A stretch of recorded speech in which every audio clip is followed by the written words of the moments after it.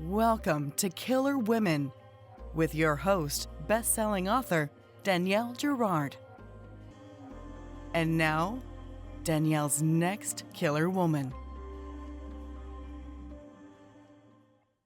Hello, and welcome to Killer Women Podcast, a proud member of the Authors on the Air global network with more than 4 million listeners.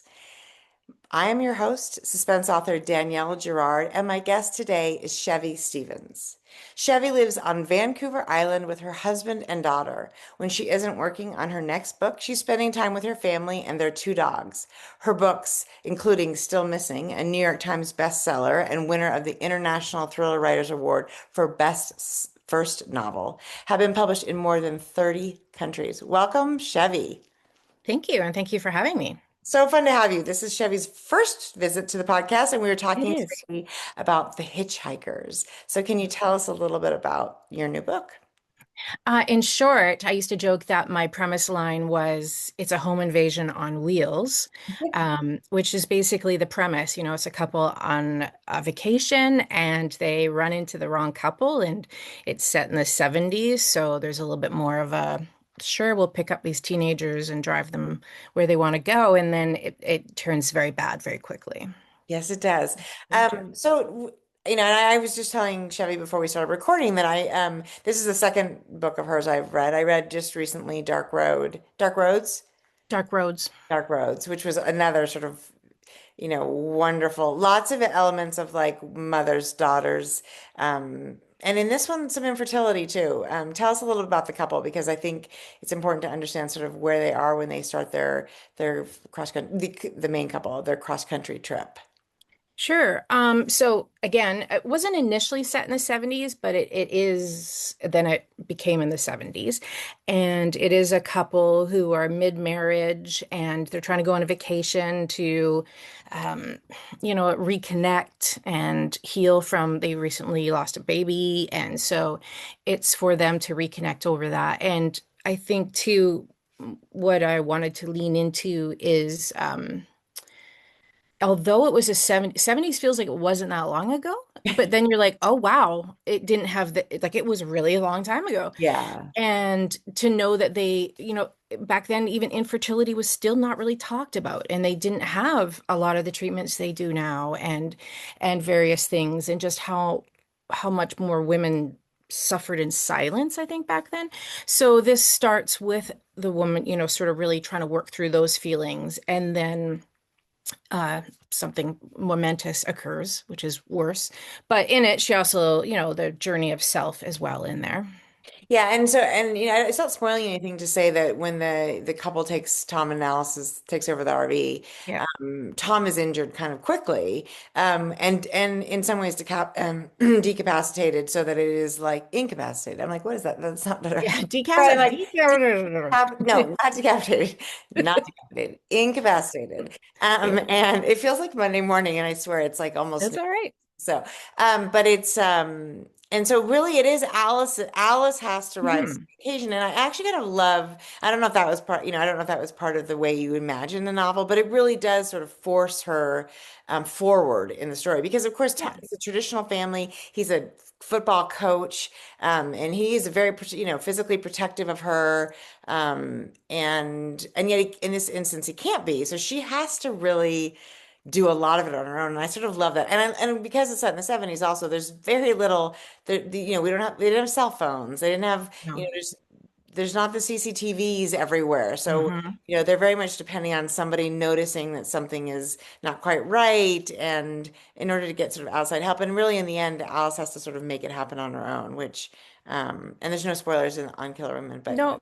the And ending I is very like I satisfying. like that was conscious. I did well for one, it's when you have a lot of people in a small confined area, Yeah, for writing it gets really hard to track everyone and so you sort of had to make one a little inactive. yeah, And also that's you if somebody's going to take over, you're going to try to incapacitate the most dangerous one. right. So that made sense to me. And also, I did want her to have to step into a role that wasn't what she'd been living and find out who she is and, the as many women, we are forced often to rise above what we think we can do.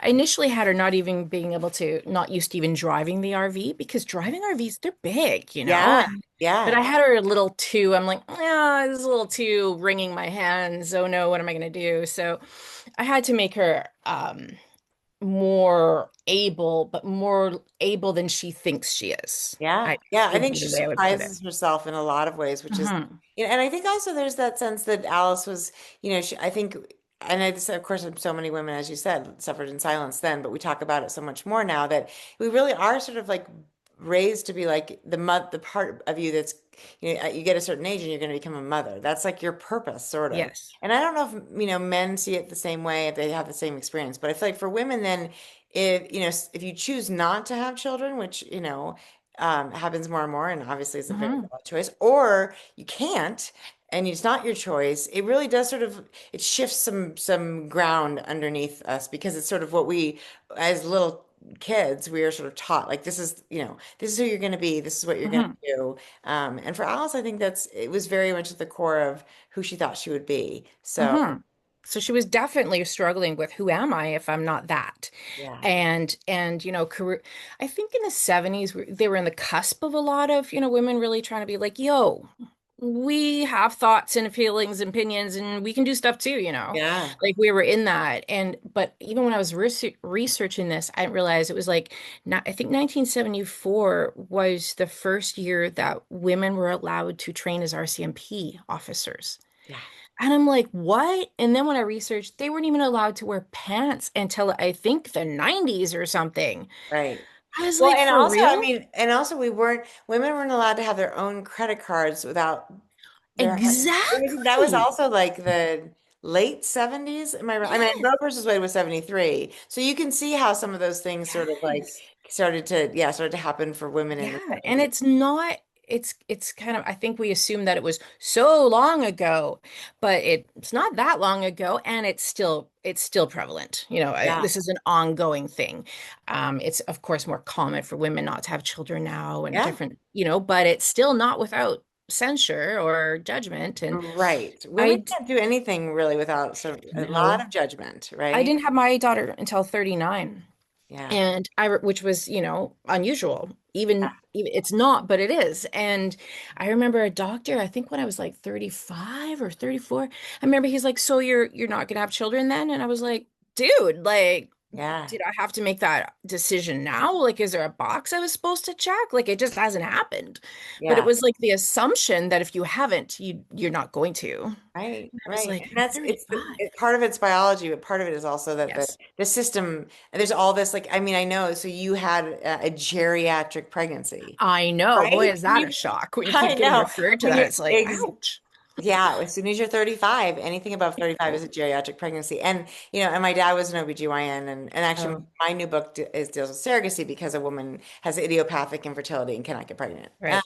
And it is the sense of shame I'm sure you felt in that moment, even though you were like, wait a minute, this is Yeah. not, I haven't made that choice yet. And also like, yeah, don't, and then just the Well, words and that, the fear that they inject in you as well.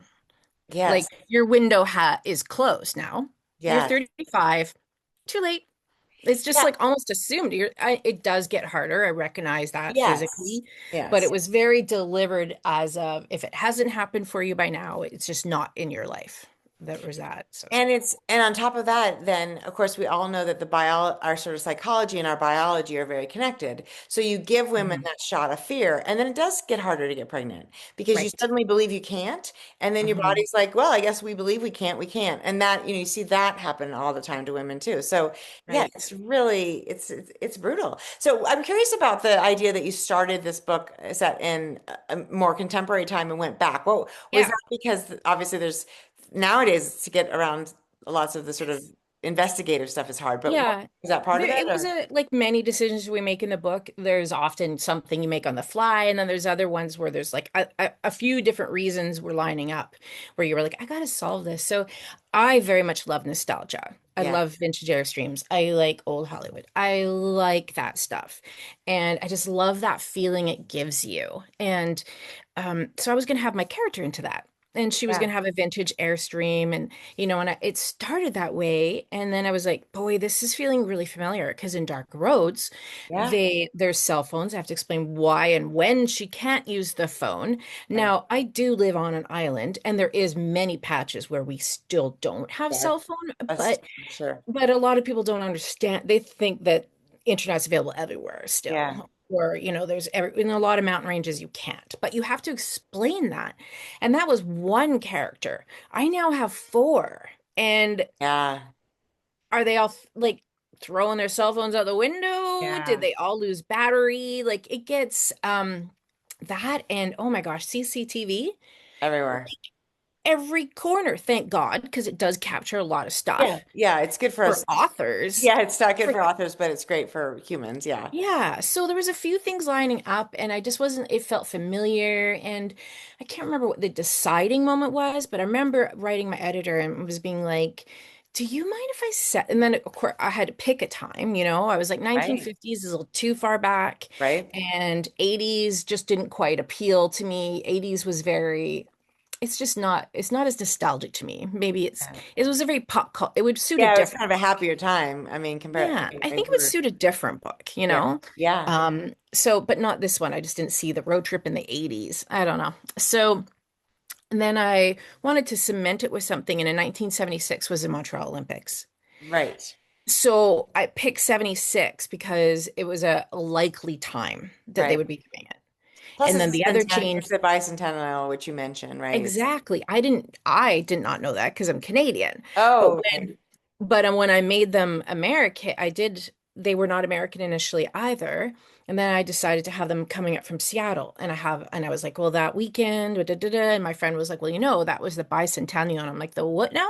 Yeah. Yeah. I'm like, wow, okay, cool. So they had that too. That's a Even big better. They deal. did that, then they went there. Yeah. So it just really worked for the route. And also, being Canadian, if you have your characters, they're not going to be talking about Canada because they're not in a um, tour pamphlet. They're not. So, but I could have Americans looking at Canada through their eyes, and Absolutely.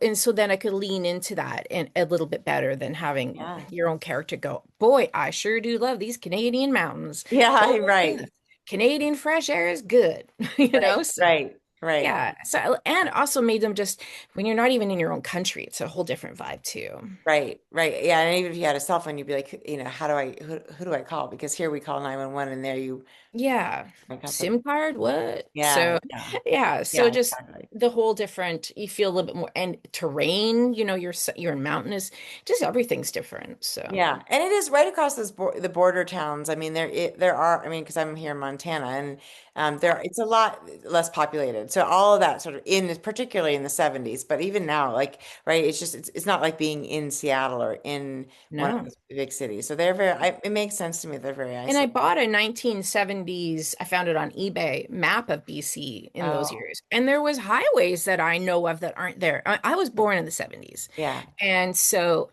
my own family traveled from, we live on the island, yeah. to Ottawa in 76. And it Oh, wasn't until after, because my dad was in the Navy and we were moving there. And it yeah, wasn't until after I was like, we were on the roads at the same time. yeah. So That's so I, cool. yeah. So that was kind of cool. It was like inverting my own life in there. Yeah, I mean, I mean, I'm sure parts of these characters are from our own experiences, no matter what we do. Although, even if we're not committing murder in real life, which would be, Yeah. I find the more books I write, the further I get away from my own self, though. yeah, that makes sense. Talk about that. Okay. I mean, explain what you mean. So, like, you feel like the Oh, early, well, you've mined your own life a fair bit, I yeah, think. Or also, um, I don't want to rehash the same. I don't know. I feel like you have your things you've dealt with. I might give quirks to a character. Sometimes it's more just that I give a dog. Bones, a dog in the book, and Otis, a dog in the book, are dogs in my own life. oh yeah, So yeah, there's things like that weed in, but actual personality traits, I think if I was, that whole if write what you know, I think if I was only writing what I know, I would run out of things right, quickly. right, I think it's more that it's not so much me or my life that ends up there, but more whatever I'm currently obsessed with probably ends up in there. If I'm really interested in toasters or something, somebody might really like toasters in the book. That's So interesting. I think Well, I that mean, that brings up all sorts of questions about like, what things you're currently obsessed with in Hitchhikers, but also like if I look at back at Dark Roads and like yeah. the bumper sticker, the VW, the her car, the all that stuff, the little elements that I can see coming from someone's real life. That's cool. Yeah, and actually in Dark Roads, I mean, I guess there is a lot of me in these books actually, now that I look at it. Dark Roads, I grew up with, the family that had dirt bikes and all of that. So it was in there. I Yeah. guess also it's what we've maybe absorbed Yeah. sometimes. Yeah, it's not necessarily what I do not like dirt bike riding, but so you can give it to a character. It's like you get to be Yeah. 1,000 different people. Yeah, yeah. Yeah. Well, so when you sit down with a new book, sort of what is what's the process? Is there, an initial idea, and can you sort of tell our listeners about where the idea of Hitchhikers was born? Was it the Mhm. idea of sort of being trapped in an RV on the road? Was it something, different that led to that? Do you remember? I mean, Yeah. sometimes it's hard to know. Each one seems to come about a slightly different way. Sure. Um, but I've noticed it's usually something that interests me, and the last few have come in dreams. But it's not that they don't come fully written. Wouldn't that be lovely? Yes, it They would. don't come with like, here's your protagonist, here's your antagonist. They're like a haze. And then usually I then play with it and mold it. And then I talk to my agent or my editor. So when I finish a book, as I'm writing a book, I'm always jotting down things that interest me or intrigue me or that's weird or.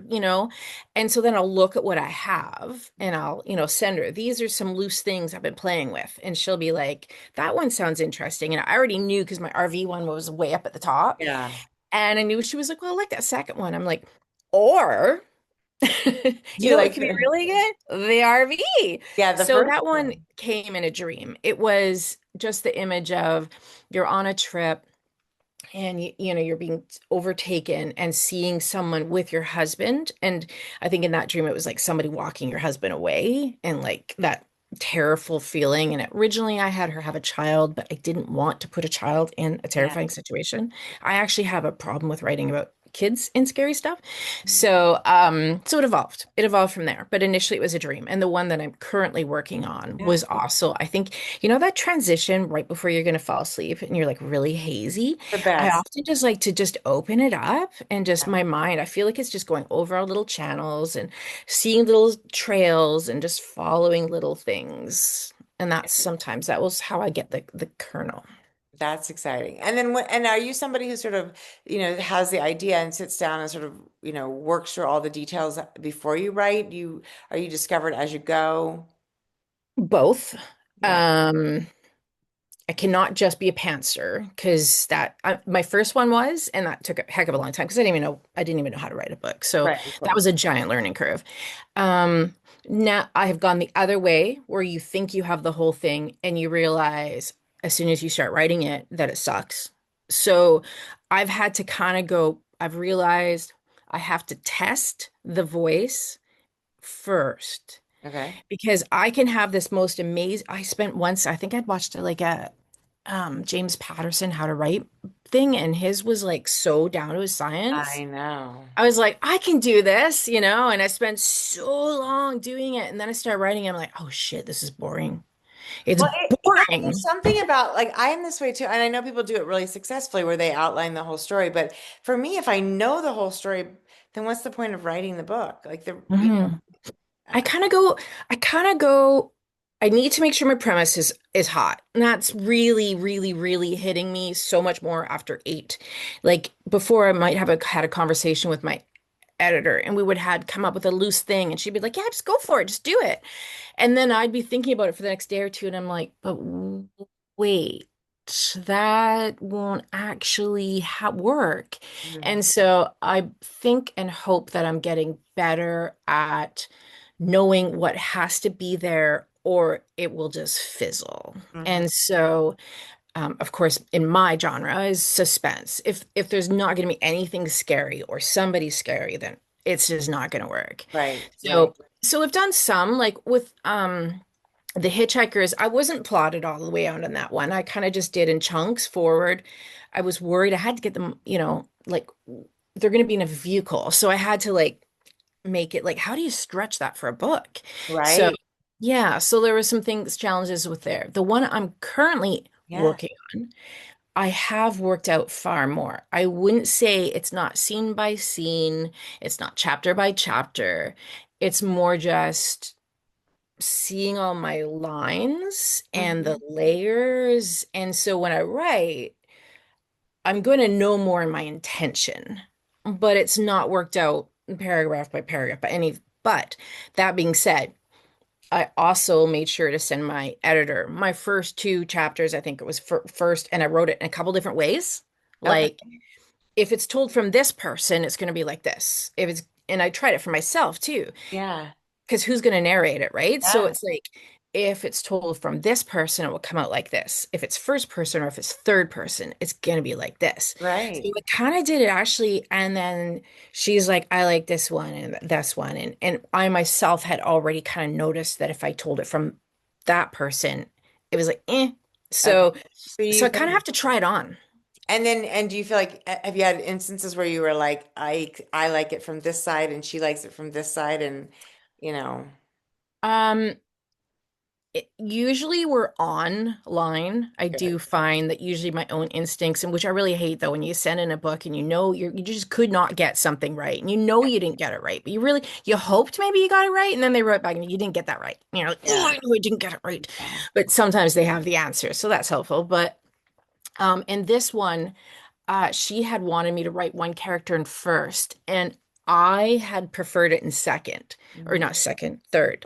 Yeah. All my books previously have been first, but I Interesting. wrote The Hitchhikers in third, and it really freed me up in a way that I hadn't had before. And I'm like, I like this. Interesting. So this was a time when I rewrote it and sent it back to her. I gave her first and third. So I Uh-huh. gave her what I wanted to write it in as well.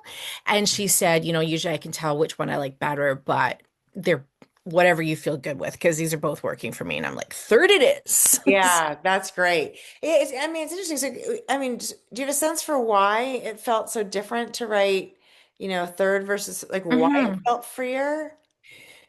It's a good question. I was a diehard first person. Hmm. Like I didn't even like I was always first person. And then it happened during Dark Roads because they were both in first person. Hmm. And because they were both younger characters, typically it had like maybe a mother or one older character and someone younger, so they didn't really sound the same kind of vibe. Right. Yeah, and it was my editor who said, I think you should write Beth in third and, Uh-huh. Haley in first. And so I did that. And then when I was starting the Hitchhikers, I again tried it in first. I tried it in third. I tried it in fifth. And it just felt like putting on the right shoes. Yeah. Like it just went slip fit. I think it allows you to step back a bit Yeah. and go more into story. It's close third.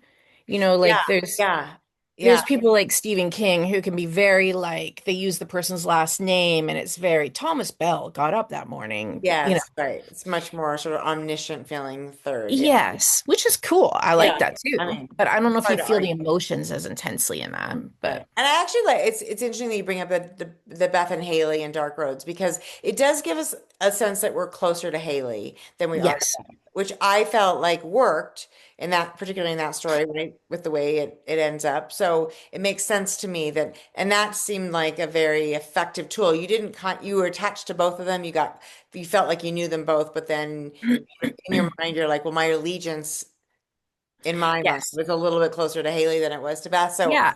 I think a lot of people, I mean, it's interesting when you write two narrators, how many people will connect with one and not the other. yeah, yeah. But generally, the first person character, I think, is the one that they feel is the dominant character. And Yeah. so the one I'm working on right now, the other reason I didn't want to do it in first is because I didn't want that I didn't the person who was opening it, I didn't want to be the main thing. I wanted it equal. So I think it makes it a little bit more equal if you can do it that way. Yeah. Um, so I don't know. I think it's just really a lot of it's so organic too. I mean, you know this, right? Like it's the head thought, but then the other one is like, I don't know, it just felt better. Right. Right. Like Which I think is a lot. I mean, a lot of this process is sort of listening to your gut in this.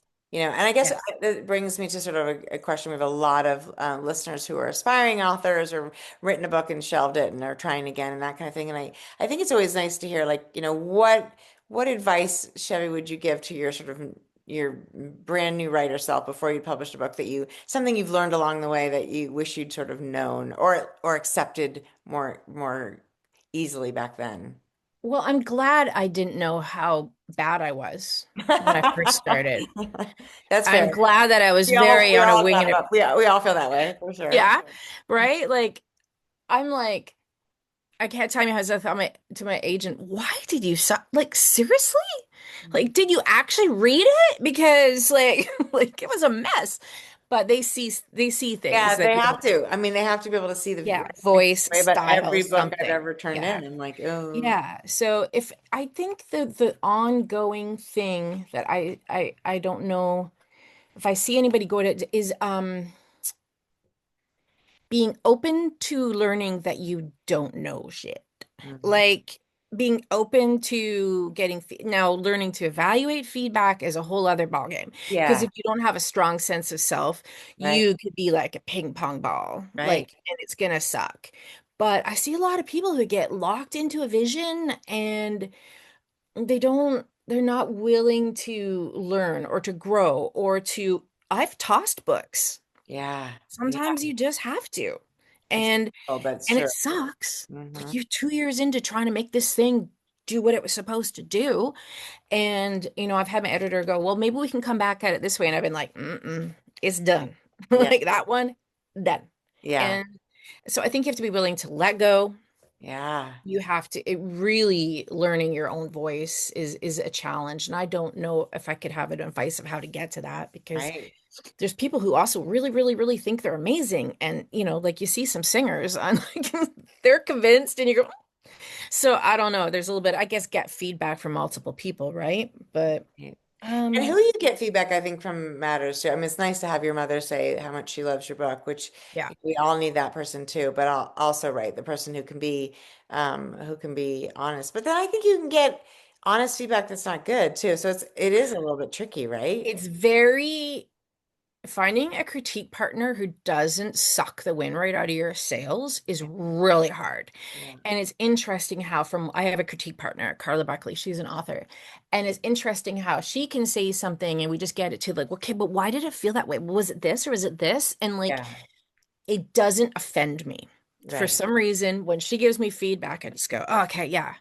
But if somebody else can give you the feedback and you're just like, oh, or it's so vague that Right. you can't get a grip on what they're saying. So finding somebody who give feedback in a way that you can process is challenging for sure.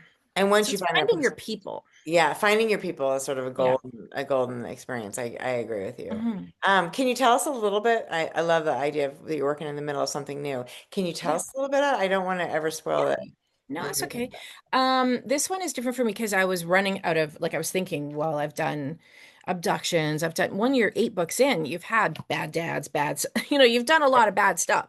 And I Yeah, don't do children's things. yeah, And also my books tend to be different in that they're not always mysteries. Like I think The Hitchhikers was a different kind of thriller. I think people still think in terms of there's the giant plot twists or these. It was very much more the like Speed, the movie Speed, yes, yeah. It's or more, The yeah, Fugitive. right. It's Right, more of a thriller than it is like a mystery. We know kind of who the exactly. baddies are up front. Yeah, it's pretty like they're in this scenario and Yeah, how are they gonna get out of it? yeah.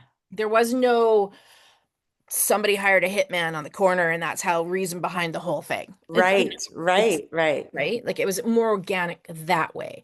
But I was running out of people that are bad. And so I did ask my editor, I said, I'm thinking like what really truly scares me. And the thing that really scares me is ghosts.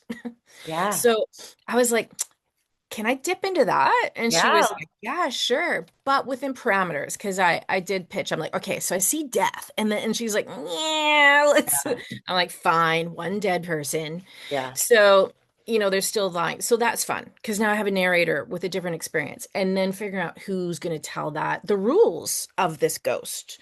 Um, Right, because you're that's a creating new it. challenge. Yeah, you're creating it. You have to set up rules since it's not.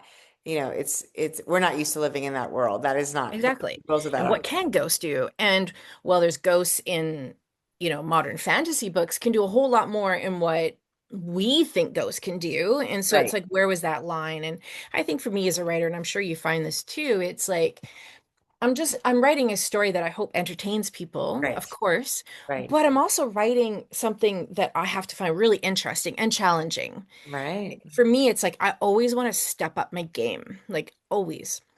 Not everyone else might think I've stepped up my game, but for me, I'm like, I know that I did something that I hadn't done before. I Right. challenged my craft. So I think that for me is like, what can I learn? How are other gothic thrillers doing it? And Yeah. so I like And that. gothic thrillers are so, so fun and hot right now. I feel like that, Yeah. I love that you're sort of you're getting into a little bit of paranormal. Yeah. Um, And this one did come in a bit of a dream and it's evolved, but in the dream, it was a woman being haunted by her husband's mistress who was dead. oh And I wow. went, what is that? Yeah. And I woke up and I was like, And at first, initially, it was more of a, how things change. It was more of a romance, like, oh, she has to, like, maybe she's going to find some new love for her husband. Da, da, da, da. And then it was the woman dying. But I didn't want to write an older woman who had children die. Yeah. I'm like, I just can't do it. It feels like, I don't know why, but I'm like, I just cannot. I don't want to write a tragic, like at the end, it was all okay. I don't know. So Right, it has right. evolved. Fun. But That's yeah, super fun. I love that. Well, tell our listeners where to find you. I'm assuming you're gonna do some events for the Hitchhikers. I'm not doing You're many events. not. Well, I mean, Canada, so I'm not traveling a lot right now. Yes, right. And, I did in the past, and then with Dark Roads came out right around COVID time. Yeah. And so I'll be going and doing local signings, but I do not like social events. And I've come to realize at the Sort of ripe like old age of 52 true. that I don't really have to. Yeah. And I'm doing podcasts, things like Yeah. that. There you And are. I asked my Canadian publishing, do I have to do a big event, like a big signing? And they're like, you really don't have to. And the weird thing about being older and we all have it's like women, we have preconceived notions of what we're supposed to be, what we're supposed to do. Totally. Yeah. And it's very much writers. You are supposed to do one book a year. You are supposed to do events. You're supposed to do these things. So stepping away and saying that's not right for me is hard because we Yeah, always it think is. we're totally screwing ourselves by doing that. Yeah.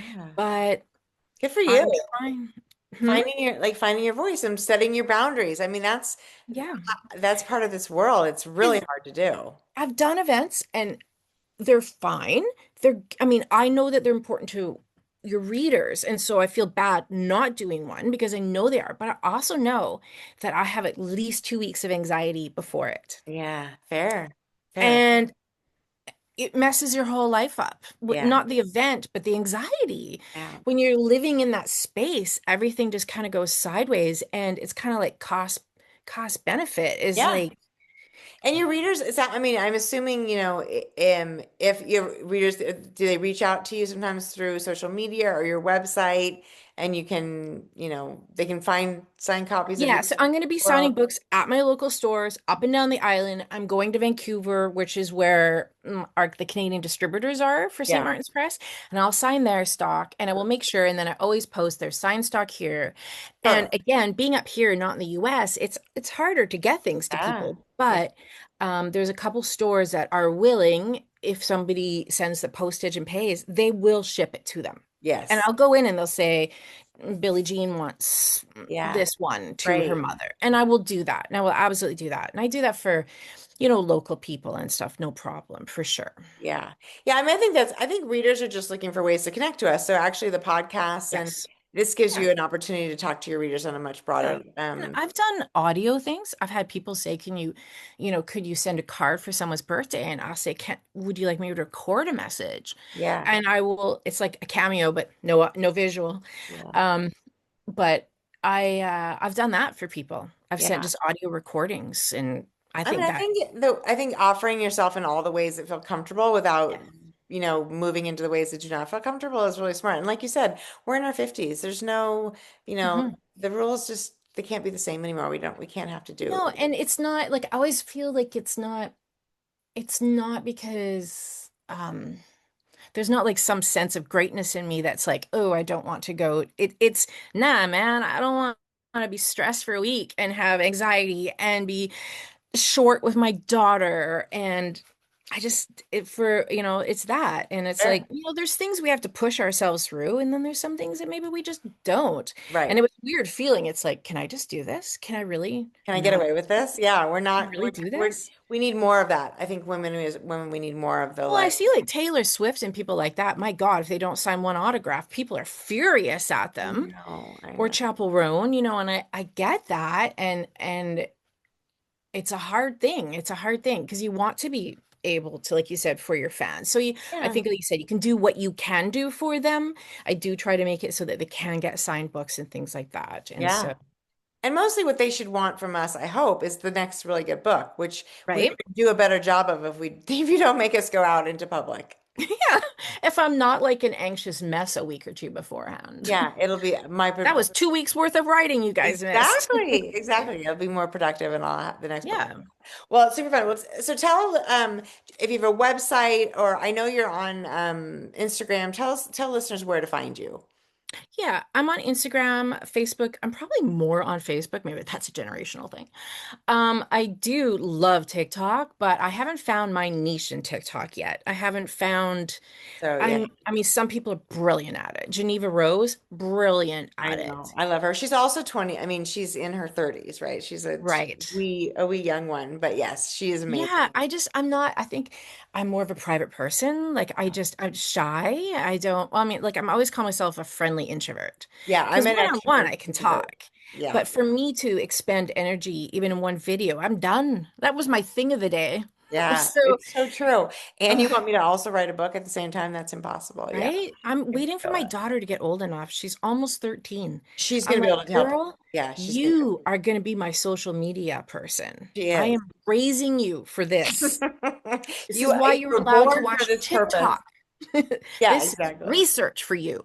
Go watch Book Talk. Everything Book Talk, girl. You're going to learn Oh, all. it's amazing. I love TikTok. Yeah, I love TikTok, but to do things on it is challenging for sure. I So agree. TikTok, Instagram, I don't do a lot of Twitter because boy, is that a weird new world. Yes. And Facebook, but Yeah. And are I'm you not as Chevy active on Stevens those. on most of those? Is that your Yeah, hand? I'm always Chevy Stevens. It's not my real name. It's a pen name, but it's not a secret. It's simply because my last name's crazy. So Okay. That works. But is Chevy your real name? no, Oh, my name's Renee. that's so interesting. Yeah. This is true of somebody else I know in the writing world. Is it funny to have people call you Chevy? So, I'm pretty used to it now. I think it was actually worse for my mother because my dad was Chevy. So um, she found it really hard when yeah. people would refer or just see the name, or that was harder on her. But it was my dad's nickname because our last name is Unishevsky, and Oh, he was in yeah. the Navy, so he was just always called Chevy. And Steven is my brother, and I needed an online fake Yeah. name, and Yeah. I made up this one. And then my agent, I said, I have this other name. I use something. He's like, yeah, we'll go with that. And Yeah. I'm good with that because spelling out Renee Unishevsky my entire life has not been easy. So. And it's such a It's not a catchy name. secret. I mean, I mean, so many people do it and for good reason, you know. I mean, Yeah. yeah, it's a great name. I love it. And I Thank love that you. it's kind of got a little bit of it's got a little tomboy edge to it, which I really like. A little So, generic there. And it's just, I don't know, it just rolled, it flowed. There was no, oh, I'm going to be secretive. There wasn't any of that. It was yeah, just, this looks and sounds better. And, it's for my dad, for my brother. There's all that, yeah, the it's in family there. connection too, for sure. Yeah. Which is obviously important to you. It's in both the books I read really heavily, the idea of family and Yeah. so I love that. Well, okay, so we will be giving away a copy of The Oh, yeah. Hitchhikers on our Facebook page, and our Instagram, Killer Women Podcast, or over on Facebook at Danielle's Killer Women. So everybody look for that. Go check out if you're listening to us, go check out The Hitchhikers and the cover, which I love, which is clearly the young people, because that's sort of the first view we get of them is when they're walking and It one has of a them. different cover in Canada, Oh, but does it? yeah, it does. I'll It's a bet. little bit more Canadian. But yeah, I like this too. It's totally the Hitchhikers in Love kind of vibe. Yeah, desperation is a dark road. I love that. That's the tagline on the cover. For those of you who are like, what, where did that come from? So go check out this cool cover and go visit Chevy. And thank you so much for joining us today, Chevy, with the Thank you for having Hitchhikers. me. Thank you. Thanks for having me. It's been Everyone, we will fun. see you next time. Bye.